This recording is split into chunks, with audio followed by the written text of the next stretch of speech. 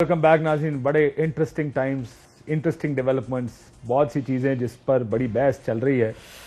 تو میں ذرا اجازت دیں اب اس طرف سے شروع کرتا ہوں. ارشد صاحب, ایک جملے میں اگر بتا سکیں 30 سیکنڈ کی بجائے غلطی کس کی ہے اس سارے میں؟ آپ کی کیا چیز؟ نا تو جواب سوال نہیں سمجھ آئے گا, میں پھر دوبارہ کہہ دوں.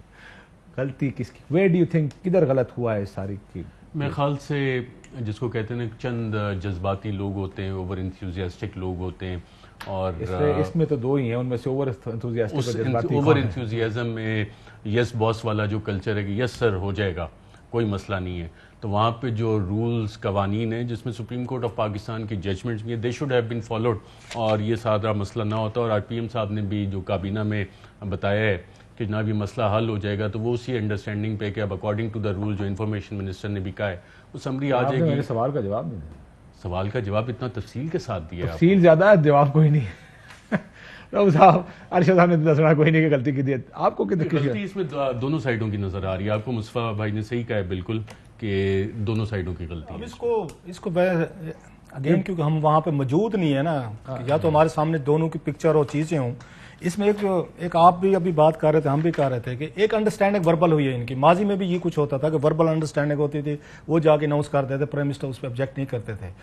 اب کی دفعہ پرائم منسٹر پاکستان نے آبجیکٹ کیا ہے کہ پروسیس فالو نہیں کیا ہے. لیکن صاحب آپ کو لگتا ہے کہ اگر وربل انڈرسٹینڈنگ ہوئی ہوتی تو پھر تو دو لوگ تھے نا ادھر. پھر میرا نہیں خیال کہ جنرل باجوہ صاحب ہیں وہ جو آ کے اسے پرائم منسٹر سے بغیر بات کیے وہ جا کے اناؤنس کر دیں گے. میرا خیال باجوہ صاحب جو ہے اس طرح کا کام بالکل نہیں کریں گے. انہوں نے پلیس بائی دا بک بالکل نہیں, بالکل انہوں نے بات کی ہے. میری کسی سے بات ہوئی ہے, کوئی اگین حکومت کے بندے سے ہوئی ہے, انہوں نے کہا جناب کہ یہاں پہ وربل ڈسکشنز ہو رہی تھی, یہ ہوئی ہے. انہوں نے پرائم منسٹر سے بات کی ہے باجوہ صاحب نے, لیکن بھی رہو صاحب کے ڈسکشنز ہوئی ہیں لیکن فیصلہ نہیں ہوا. نہیں فیصلہ اگین اگر ممکن ہے پرائم منسٹر آ کے انتظار کر رہے ہوں کہ میرے پاس کوئی سمری آئے گی, 3 نام ہوں گے, پھر میں دیکھوں گا, دوبارہ کنسلٹیشن کروں گا.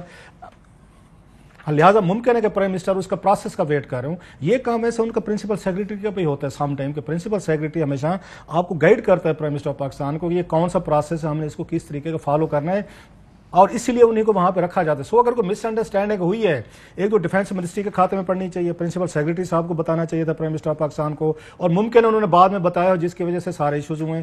یا پرائم منسٹر آف پاکستان کا سیکنڈ تھاٹ ہے کہ جناب کہ جو نام ان کے سامنے آیا ہے ان کو پسند نہیں تھا, یا پرائم منسٹر آف پاکستان جو ہے وہ چاہتے ہی نہیں تھے کہ جنرل فیض کو ہٹایا جائے, جو کہ وہ بات بہت سارے لوگ کہہ رہے ہیں کہ وہ چاہتے تھے 6 مہینے کے جنرل فیض جو ہیں ان کو نہ ہٹایا جائے. حکومتی وزراء تو کھلم کھلا یہ بات وہ یہ بات کہہ رہے ہیں. سو عمران خان صاحب کی اگر ان کو یہاں ریزرویشن تھیں کہ آپ ان کو نہ ہٹائیں, تو یہ کنوے اس وقت ان کو کر دینی چاہیے تھی جناب باجوہ صاحب کو, جب کنسلٹیشن وربل ہو رہی تھی کہ آپ نے جنرل فیض کو نہیں ہٹانا, اگر ہٹانا ہوگا تو میوچل کنسینٹ کے ساتھ ہٹائیں گے. اب اس کے بعد کس کی غلطی آپ جا کے دیکھتے ہیں, آپ اور میں تو پن پوائنٹ میرا خیال ہے کوئی ایک آ کے کہتے ہیں نا پوائنٹ بلینک ہم کسی کو نہیں کہہ سکتے خان صاحب کی غلطی ہے یا وہاں سے ان کے چیف صاحب کی غلطی, کیونکہ اب اس پورے پروسیس میں صرف 2 لوگ شامل ہیں, وہ آپس میں ملتے ہیں, وہ بیٹھ کے کنسلٹیشن کرتے ہیں. ہاں یہ پرائم منسٹر پاکستان کی بات میں اس پہ سپورٹ ان کو کرنے کو تیار ہوں, جو ہمیں کرنی بھی چاہیے, کہ پروسیس اگر نہیں پورا کیا گیا, سمری نہیں ہے, نام نہیں ہے, اور اس پہ بیٹھ کے پرائم منسٹر پاکستان کو ایک اپنا مائنڈ اپلائی کرنے کی اگر ان کو وہاں پہ آپ نے ان کو سپیس نہیں دی,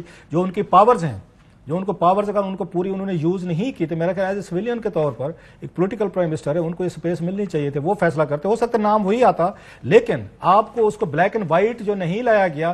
میرا خیال پرائم منسٹر کا یہ سٹانس یہاں تک ٹھیک ہے کہ یہ باتیں وائٹ اینڈ بلیک میں ہونی چاہیے. بالکل, یہ بلیک اینڈ وائٹ, اور کچھ پریروگیٹیوز پرائم منسٹر پاکستان کے قانونی طور پہ اپوائنٹمنٹ انہوں نے کرنی ہے, تو اس پہ آپ مجھے لگتا ہے کہ ہم کہیں نہ کہیں جو کہتے ہیں نا کہ غلطی دونوں سائڈ کی ہے.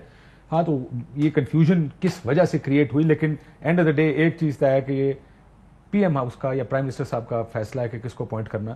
عامر ڈوگر صاحب, میں بتا دوں, عامر ڈوگر صاحب نے ایک پروگرام میں بھی کہا ہے کہ جو چیف وپ بھی ہیں حکومتی پارٹی کے PTI کے, انہوں نے کہا کہ اچھے سپاہی ہیں جنرل ندیم جن کو اپوائنٹ کیا گیا, لیکن پرائم منسٹر صاحب کنٹینیو کروانا چاہتے تھے افغانستان کی وجہ سے کہ برقرار رہیں کچھ ماہ کیبنٹ میں شاید یہ گفتگو, اور یہ گفتگو انہوں نے خیال کیبنٹ کی ہے. تو سو پرائم منسٹر کا مائنڈ شاید شروع سے یہ تھا کہ جنرل فیض کنٹینیو کریں, اور اسی وجہ سے یہ جو اپوائنٹمنٹ اب نہیں ہوئی اس وجہ سے شاید نہیں ہوئی. میرا پھر دیکھنا, اب ایک پیج تھیری کدھر گئی؟ نہیں, ایک پیج کو تو آپ فی الحال ذرا سائڈ پہ رکھیں. ایک پیج تو ہر آرمی چیف کا ہر الیکٹڈ پرائم منسٹر کے ساتھ ہونا چاہیے, اس میں تو کوئی دو رائے ہی نہیں ہے.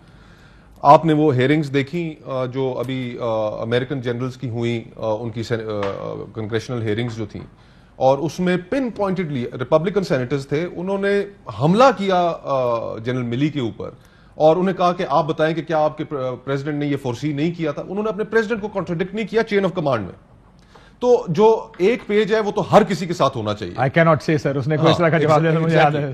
اچھا, اب گزارش یہ ہے کہ اس وقت جو میں پھر دوبارہ کہوں گا, میرا سوال تو یہ ہے بطور ایک پاکستانی, سوال یہ ہے کہ میرے ملک کے سب سے دو اہم لوگ وزیر اعظم اور آرمی چیف مل بیٹھتے ہیں, ایک کمرے میں بیٹھتے ہیں اور بڑی لمبی ان کی میٹنگ چلتی ہے, اور اس میٹنگ سے جب وہ نکلتے ہیں ISPR ایک نوٹیفیکیشن ایشو کرتا ہے پاسٹ پریکٹس کی طرح, اور اس کے بعد یہ سارا غبار کھڑا ہو جاتا ہے.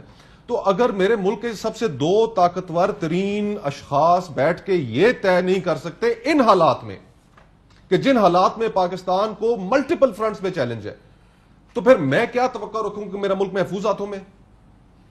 دیکھیے یہ کوئی معمولی بات نہیں ہے. اس وقت ہم ایک بڑے کٹھن دور سے گزر رہے ہیں.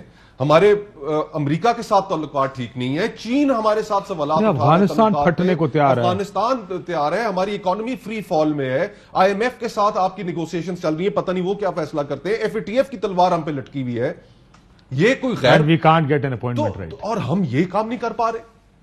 میں تو یہ سوال پوچھنا چاہتا ہوں کہ یہ میرے ملک کے دو طاقتور ترین افراد ہیں, میں اور میرے ہم سب کی جو حفاظت ہے, ہم سب کا جو مستقبل ہے, ان افراد کے ساتھ جڑا ہے. اور جو میں تو پوچھنے لگا تھا کہ زیادہ طاقتور کون ہے, میں نے کہا پوائنٹ ریز کیا ہے مصطفیٰ صاحب نے. اور اس میں اگر آپ chief of the army staff کی ایکسٹینشن والا جو نوٹیفیکیشن تھا منسٹری آف ڈیفنس کی سمری, جو کہ سپریم کورٹ, مجھے لگتا ہے آپ کے آج کے پروگرام میں یہ فیصلہ پورا پڑھ کے مینشنڈ ہے, اس سے آپ کو پتہ لگتا ہے کہ وہ نوٹیفیکیشن بھی پہلی دفعہ میں صحیح نہیں ہو سکا تھا. ہاں, وہ بھی صحیح نہیں ہو سکا تھا.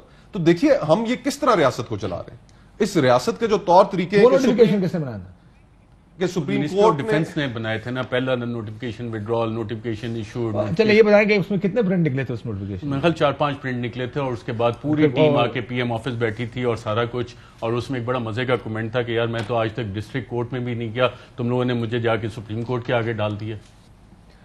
اور دیکھیں اس میں کاشف بھائی اس کو اس نظر سے بھی دیکھیں, اس کی پھر آبویسلی میں بطور سیاستدان, آپ تو آبجیکٹیولی چیزوں کو دیکھتے ہیں اور آبجیکٹیولی اسے انالیسس کرتے ہیں. ایک انالیسس ہوتا ہے جو ایک سیاستدان بھی اپنے اندر کر رہا ہوتا ہے.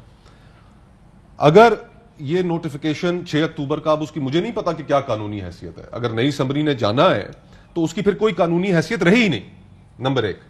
اچھا, اب اگر اس کی قانونی حیثیت نہیں رہی تو آپ اس کو بیوروکریٹک لینگویج میں جو مرضی کہہ دیں, لیکن اس کا سیاسی معنی یہ ہے, سیاسی معنی اس کا یہ ہے, پولیٹیکل امپلیکیشنز اس کی یہ ہے کہ جو اتھارٹی ہے آرمی چیف کی وہ انڈرمائن ہو گئی ہے. تو آرمی چیف کی ISPR نے ایک نوٹیفیکیشن ایشو کیا.